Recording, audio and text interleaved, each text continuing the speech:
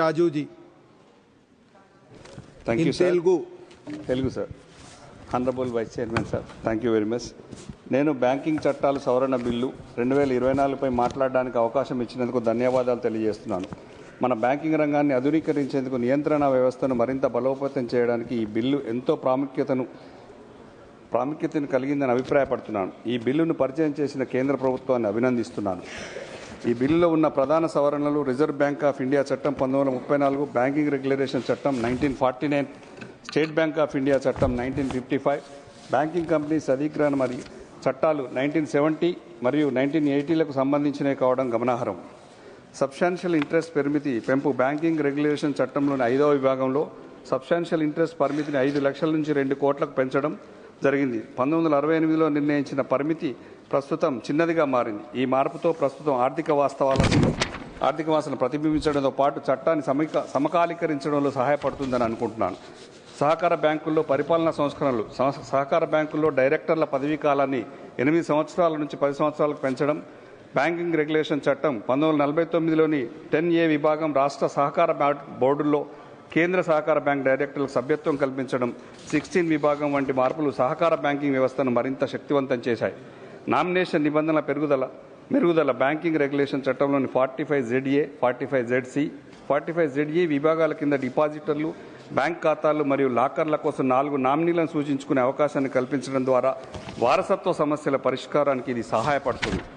వికల్పరహిత నిధుల వాడకం SBI చట్టంలోని 38A విభాగం అలాగే బ్యాంకింగ్ కంపెనీ చట్టాల్లోని వికల్పరహిత నిధులను ఇన్వెస్టర్ ఎడ్యుకేషన్ అండ్ ప్రొటెక్షన్ ఫండ్కి మళ్లించేందుకు వీలు కల్పించారు. ఇది ఆర్థికంగా సమర్థవంతమైన చర్యగా నేను ఏకీభవిస్తున్నాను. ఈ బిల్లులో పలు మంచి మార్పులు ఉన్నప్పటికీ కొన్ని ప్రధాన సవాళ్లు కూడా మన ముందున్నాయి. సైబర్ భద్రతా సవాలు డిజిటల్ బ్యాంకింగ్ విస్తృతమైన నేపథ్యంలో సైబర్ దాడులు భారీగా పెరిగాయి. 2020 నుంచి 2024 వరకు 5.82 లక్షల సైబర్ మోసాల కేసులు నమోదయ్యాయి. ఇందులో 3,270 crores నష్టం జరిగింది. 2024లోనే 2.92 లక్షల కేసులు, 2,054 కోట్ల నష్టం సంభవించింది. మహారాష్ట్ర, తమిళనాడు రాష్ట్రాల్లో ఈ మోసాల సంఖ్య అధికంగా ఉంది. తెలంగాణ రాష్ట్రం సైబర్ నేరాల నియంత్రణలో దేశానికి ఆదర్శంగా నిలుస్తుంది. కేసీఆర్ గారి పాలనలో రాష్ట్రంలో 1930 కాల్ సెంటర్ను ఏర్పాటు చేయబడింది. ఇది దేశంలో మొట్టమొదటి పూర్తి స్థాయిలో ఆటోమేటెడ్ సైబర్ నేరాల పరిష్కార IVR వ్యవస్థ. దీని ద్వారా నిధుల మోసాలను అరికట్టేందుకు అత్యంత ప్రాధాన్యత ఇవ్వబడుతుంది. ఇక సామాన్య సైబర్ ఫిర్యాదులను నేషనల్ సైబర్ క్రైమ్ పోర్టల్కు మళ్లిస్తున్నారు. 2021 నాటికి 19 కోట్ల మంది బ్యాంకింగ్ రంగానికి దూరంగా ఉన్నారు. 2021 నాటికి 78% మంది భారతీయులకు బ్యాంకు ఖాతాలు ఉన్నప్పటికీ ఇంకా 19 కోట్ల మంది బ్యాంకింగ్ సేవలకు దూరంగా ఉన్నారు. గ్రామీణ మరియు వెనుకబడిన ప్రాంతాల్లో సహకార బ్యాంకులు, ప్రాంతీయ గ్రామీణ బ్యాంకులు మరింత బలోపేతం కావాల్సిన అవసరం ఉంది. తెలంగాణ రాష్ట్రంలో 33 జిల్లాలు, దాదాపు 14,000 గ్రామాలు, 607 మండలాలు ఉన్నాయి. ఆర్థిక స్తోమతను పెంచాలంటే డిజిటల్ బ్యాంకింగ్ విస్తరణ, ఆర్థిక శిక్షణ కార్యక్రమాలు, సహకార బ్యాంకులకు ప్రోత్సాహాలు అవసరం ఉన్నాయి.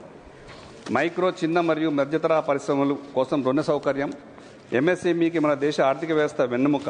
కానీ వీటికి సరసమైన వడ్డీ రేట్లపై రుణాలు పొందడం కష్టంగా మారింది. బ్యాంకులు సూక్ష్మ, చిన్న, మధ్యతరహా పరిశ్రమలకు రుణ సదుపాయాలను మెరుగుపరచాలి. రుణ హామీ పథకాలు, తక్కువ వడ్డీ రేట్లకు సులభమైన రుణ దరఖాస్తు విధానం తీసుకురావాల్సిన అవసరం ఉంది. నా సిఫార్సు తెలంగాణ వంటి రాష్ట్రంలో సహకార బ్యాంకులను ప్రభుత్వ మద్దతిచ్చి గ్రామీణ బ్యాంకుల్లో సేవలను విస్తరించాలి. అధునాతనమైన సైబర్ భద్రతా వ్యవస్థలను అనుసరించాలి. ఆర్టిఫిషియల్ ఇంటెలిజెన్స్, మెషిన్ లెర్నింగ్ ఆధారంగా మోసాలను అరికట్టాల్సిన అవసరం ఉంది.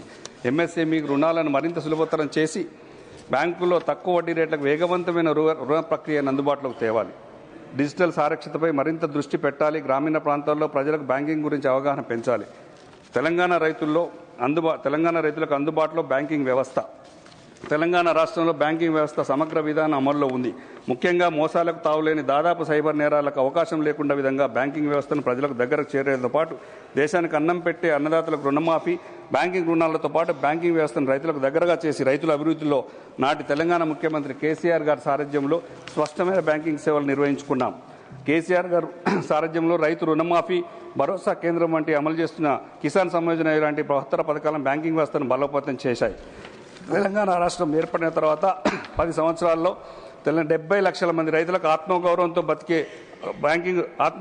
బ్యాంకింగ్ రుణాలు పొందారు. ప్రధానంగా రైతులకు ₹1,00,000 రుణమాఫీని ఏకకాలంగా అమలు చేసి ఉన్నాం. ఇప్పుడు వచ్చినటువంటి కాంగ్రెస్ పార్టీ ప్రభుత్వం సగం మందికి రుణమాఫీ చేసి సగం మందికి చేయకపోవడం మూలమున సుమారు 50% మంది రైతులు తెలంగాణలో కాంగ్రెస్ ప్రభుత్వం అమలు చేసిన రుణమాఫీ నోచుకోకుండా ఉంది. 1 సెకండ్, హాఫ్ మినిట్ సార్. రైతు బీమా అనేది భారతదేశ చరిత్రలో కేసీఆర్ గారు ప్రవేశపెట్టిన మరో బృహత్తరమైన పథకం. రైతులు ఏ కారణం చేతనైనా మరణించితే చనిపోతే కేవలం 10 రోజుల్లో 5 లక్షల రూపాయల చెక్కును రైతు కుటుంబానికి అందించి ఆదుకున్నాం. ఇదే నేపథ్యంలో రైతుకు పెద్ద దిక్కుగా లేకపోయినా కేసీఆర్ గారు రైతు బీమాతో ఆ కుటుంబానికి ఆసరాగా నిలిచారు. Thank you sir. Thank you very much. Thank you. Shri Sanjay Kumar Jha ji. आदरणीय